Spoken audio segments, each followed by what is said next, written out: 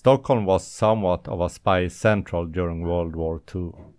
It was a neutral country situated in the middle of the Nazi German sphere, at the same time as the Allied had embassies up and running in the country.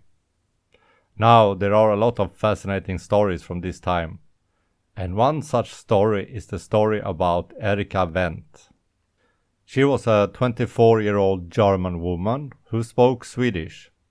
She was interviewed for a possible position in Sweden at the Abwehr HQ in Berlin, when she was introduced to a man they called our Swedish friend. That friend was Helmut Ternberg, an officer working for the Swedish intelligence service called C-byrån, the C Bureau. She was hired and sent to the German legation in Stockholm, where she would work under George Wagner, the head of the Abwehr in Stockholm. Soon she again met Ternberg, this time in Sweden, and he invited her out for dinner. The dinner turned into something else. We don't know exactly what, but he would ask her who the Gestapo agents were in Sweden. She went to work, checked the files, and gave the names, now being officially a Swedish agent inside the Abwehr organization. They gave her a code name, Onkel, which means uncle in English. Pretty cleverly chosen.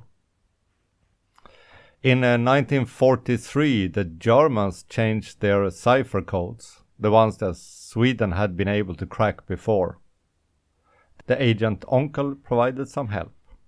She got her hands on several telegrams before they had been encrypted, memorized them, and handed that information over to her handler.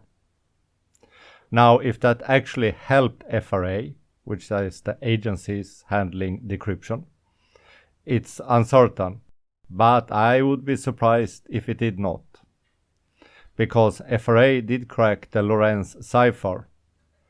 However, that information was very sparse, so the amount we got from the Lorenz cipher was very little compared to the other ciphers we cracked earlier in the war.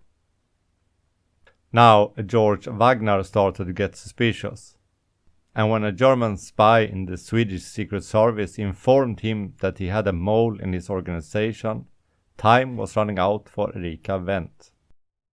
She was called back to Germany under the disguise of getting treatment for her tuberculosis, but the Swedish Secret Service smelled a rat.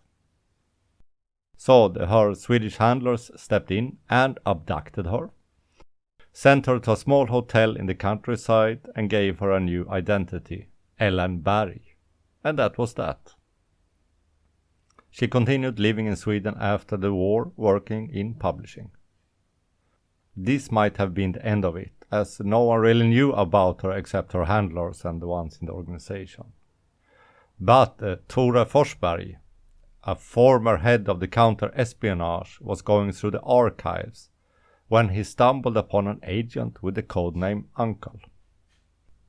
This led to Erika, who in 1998 got a medal from the security police, stamped with the words, "You are one of us" on the backside.